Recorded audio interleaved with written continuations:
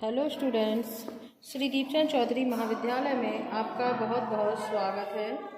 आज हम उत्तर बाल्यावस्था में जो शारीरिक विकास होता है यानी physical development during late childhood या फिर 6 to 12 यानी 6 से 12 साल के जो बच्चे होते हैं उस अवस्था में कौन कौन से शारीरिक विकास होते हैं।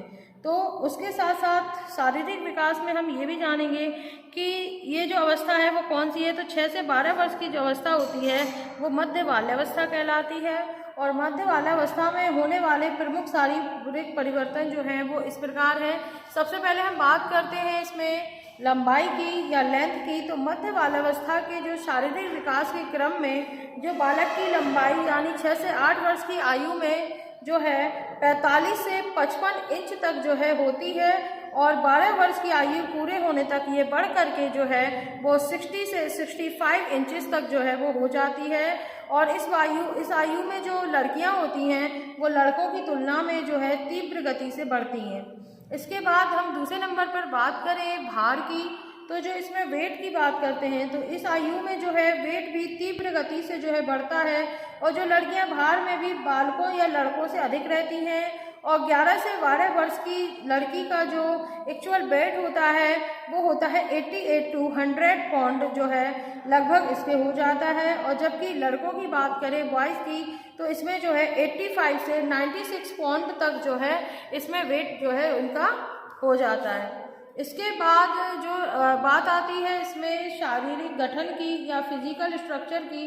तो इस एज में जो है लड़के और लड़कियों में जो है शारीरिक गठन में जो है काफ़ी दृढ़ता या मजबूती जो है काफ़ी आ जाती है। इसके बाद बात आती है अंगों में अनुपात की। तो इस आयु में जो है शरीर के जितने भी internal body organs and external body parts जो है इनके अनुपात में जो है आ जाते हैं, जिससे कि जो हमारी मसल्स होती हैं वो काफ़ी दृढ़ हो जाती हैं और जो बोन्स होती हैं वो भी काफ़ी स्ट्रॉन्ग हो जाती हैं।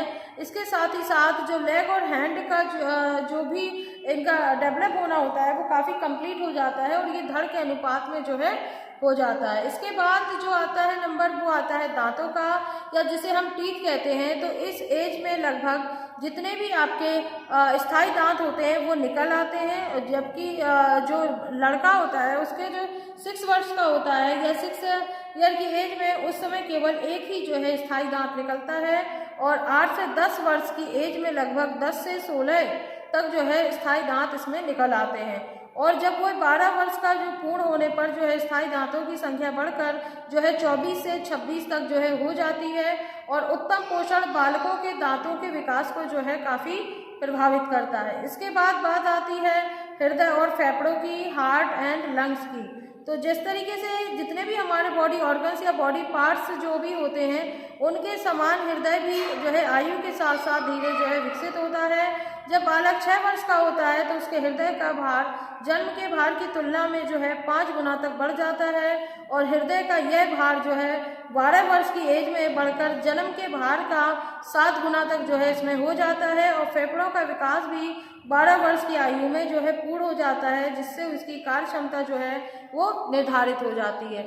इसके बाद जो है बात आती है अस्थियों की या बोन्स की। तो इस एज में या इस जो हमारी बोन्स होती हैं उनमें जो लचीलापन होता है वो समाप्त हो जाता है और ये काफ़ी मजबूत हो जाती हैं, क्योंकि इस टाइम पर बोन्स में जो है कैल्शियम और फास्फेट का जो है जमा होना जो है शुरू हो जाता है। और इस क्रिया को जो है ऑस्टिफिकेशन कहते हैं या फिर इसे हम अस्थिकरण के नाम से भी जो है जानते हैं। और जो अस्थियों की संख्या 270 जो है उससे बढ़कर की जो है 320 के करीब जो है इसमें जो है बोन्स की संख्या हो जाती है। इसके बाद हम बात करते हैं इसमें मांसपेशियों की या मसल्स की। तो जो मसल्स होती हैं तो बाल्यावस्था में जो है या चाइल्डहुड पीरियड में जो हमारी मसल्स होती हैं उनका विकास जो है धीरे धीरे होता है और बालक की मांसपेशियों का विकास जो है उचित पोषण, खेल कूद व व्यायाम पर जो है निर्भर करता है। और 12 वर्ष की आयु तक बालक जो है इनकी जो मसल्स होती हैं उन पर पर्याप्त नियंत्रण करना जो है वो सीख जाता है।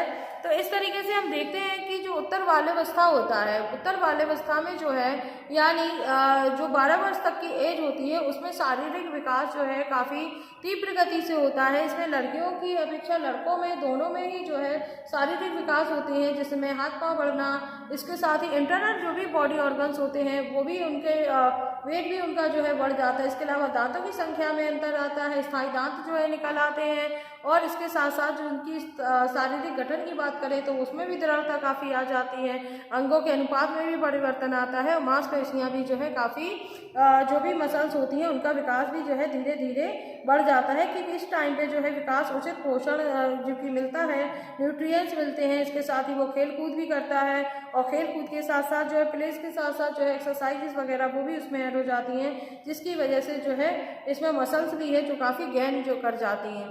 इसके साथ ही साथ इसकी आपके लंबाई, आपको भार, शारीरिक गठन, अंगों में अनुपात, दांत, हृदय और फेफड़े, अस्थियां, मांसपेशियां, ये चीज़ें जो है आपके शारीरिक विकास के अंतर्गत आएंगी। इससे रिलेटेड आपको short question and long question दोनों तरीके के क्वेश्चन इसमें जो है आपके आ सकते हैं।